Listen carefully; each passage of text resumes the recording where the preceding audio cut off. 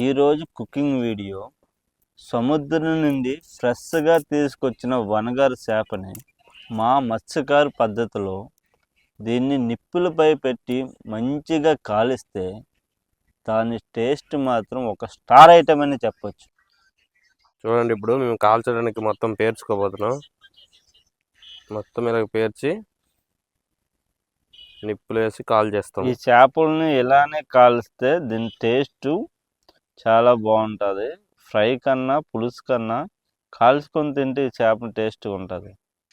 ఇలా మంచిగా సర్ది పెట్టుకుని చేపల పైన బొగ్గులు వేసుకుందాం. వేసి దీనిపైన మంట పెట్టుకోవాలి. అప్పుడు బాగా ఉడుకుతుంది. మీట్ అంటే ఎక్కువ కాలకుండా మాడకుండా ఉంటుంది. మాడకుండా మంచిగా మీట్ ఉడికిద్ది అనమాట. అయితే ఇంకో ప్లాన్ చేద్దామా? మీద అట్టదా అందరూ కర్రలు అంతుతారు. అందరూ కర్రలు అంతుతారు, త్వరగా కాలుతాయి.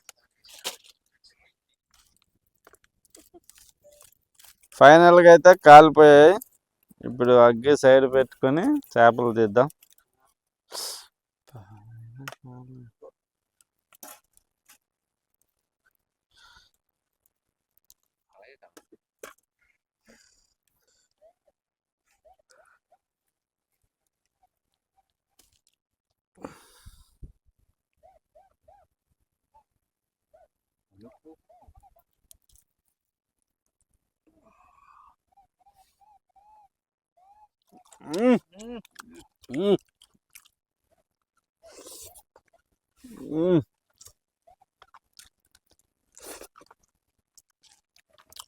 అబ్బా, ఈ వనగారు చేపని వేడివేడిగా తింటుంటే, పచ్చడితో కలుపుకొని తింటుంటే నిజంగా